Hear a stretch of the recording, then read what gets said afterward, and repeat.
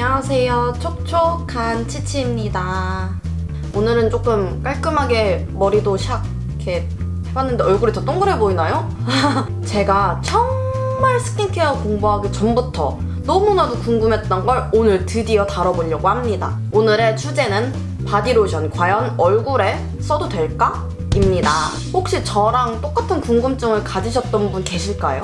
바디로션은 얼굴에 바르는 페이스크림보다 양이 더 많은데 가격적인 면에서는 비슷하거나 조금 더 싸잖아요. 그래서 혹시 페이스크림보다 좀 안 좋은 성분이 들어간 걸까?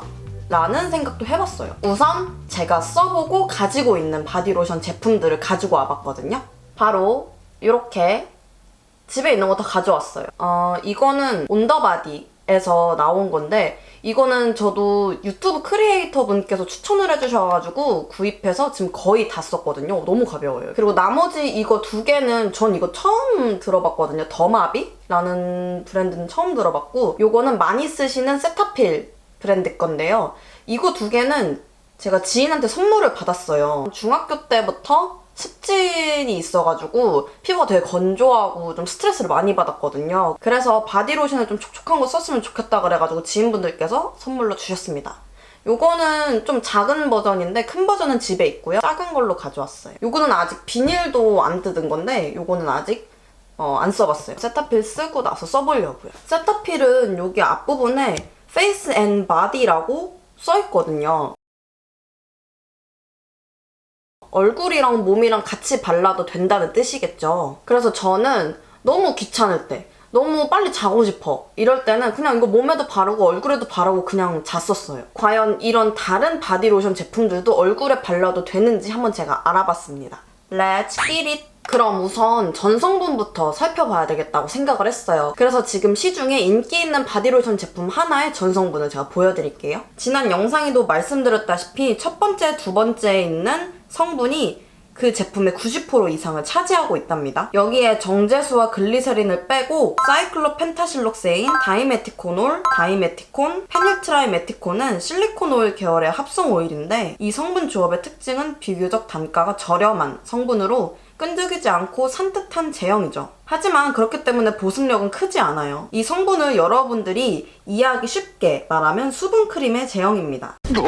만약 바디로션이 보습력이 좋고 그 보습을 유지해주는 보습 유지력이 오래 간다면 반드시 끈적일 거예요. 그러면 여러분들이 자기 전에 바디로션을 발랐어요. 근데 이게 몸에 너무 끈적끈적해. 이렇게 막 너무 끈적끈적하다. 그러면은 여러분들은 과연 그 바디로션을 쓰실까요? 사실 저였어도 안 쓸 것 같아요. 그렇다면 왜 저렴한 성분이 들어갔을까요?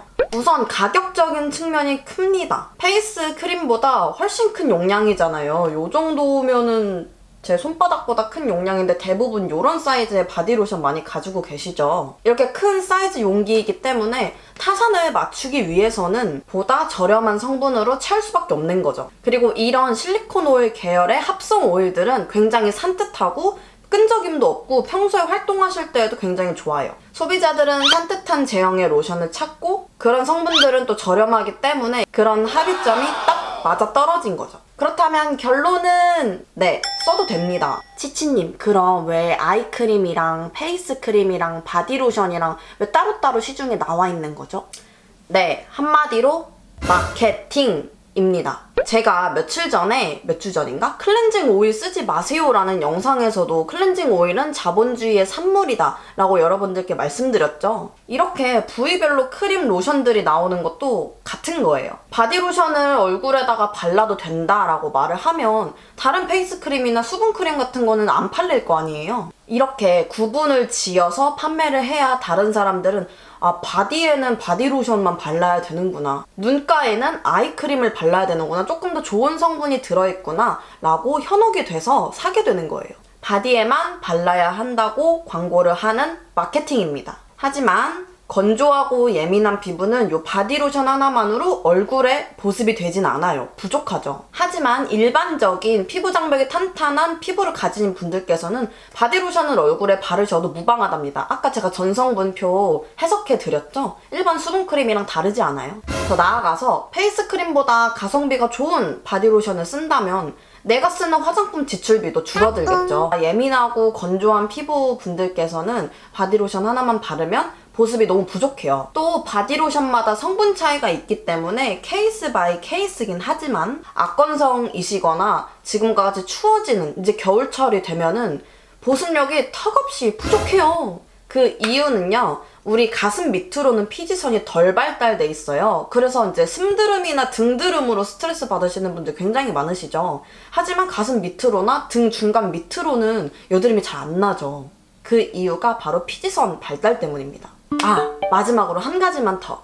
여러분들이 바디로션을 써도 간지럽고 건조함을 많이 느끼신다면 딱 2가지만 기억해주세요. 첫 번째, 비누나 세정제를 많이 사용하는지 판단을 해보세요. 비누나 세정제 역시 계면활성제가 굉장히 많이 함유가 되어 있는 제품이에요. 계면활성제를 많이 쓰시게 되면 우리의 피부 장벽, 우리 몸에 있는 피부 장벽도 무너져서 더 건조함을 느끼고 간지러움을 느끼게 되는 원인입니다. 그래서 평소에 세정제나 바디워시 같은 것도 쓰시죠. 그러면 그 양을 좀 줄여보시는 게 좋을 것 같아요. 2번째, 내가 쓰고 있는 바디로션에 대해서 한번 살펴보시는 거예요. 사용감이 굉장히 좋고 발랐을 때 산뜻한 느낌을 주는 바디로션들은 그만큼 계면활성제나 유화제, 우리의 피부 장벽을 훼손시키는 성분들이 많이 들어갔다는 뜻이에요. 그렇기 때문에 피부를 건조시키고 간지러움을 유발시킨답니다. 그러면 요거는 어떻게 대처를 해야 되나 궁금하시죠? 아까 앞에서 말씀드렸다시피 저는 사실 습진을 갖고 있어요. 난치성이죠. 화폐상 습진을 가지고 있는데 너무 피부가 건조해서 저는 바디로션에다 오일을 섞어 쓰지 않고 그냥 바디 오일 자체를 피부에다가 바르고 잡니다.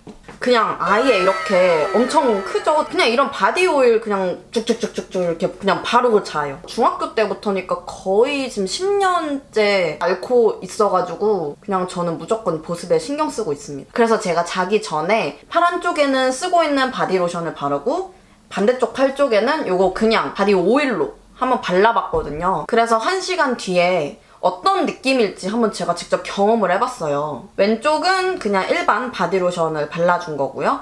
오른쪽은 제가 요즘 쓰고 있는 바디 오일을 발라준 사진이에요. 바르고 1시간 정도 지난 사진인데 육안으로 보기에도 딱 차이가 나더라고요.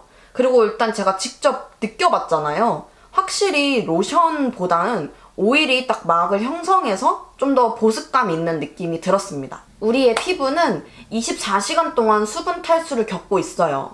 잘 때도 예외는 아닙니다. 바디에도 오일을 발라주면 좋은데 발림성 때문에 바디로션을 쓰고 있는 거잖아요. 가장 좋은 방법은 우리가 쓰고 있는 바디로션에 오일 한두 방울을 섞어서 발라주면 보습 효과도 같이 가지고 가실 수 있습니다.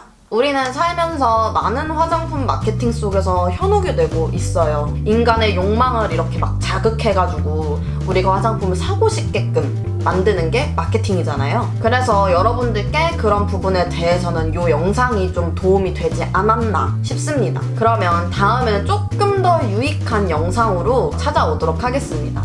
촉촉한 치치는 다음 영상에서 봐요. 안녕.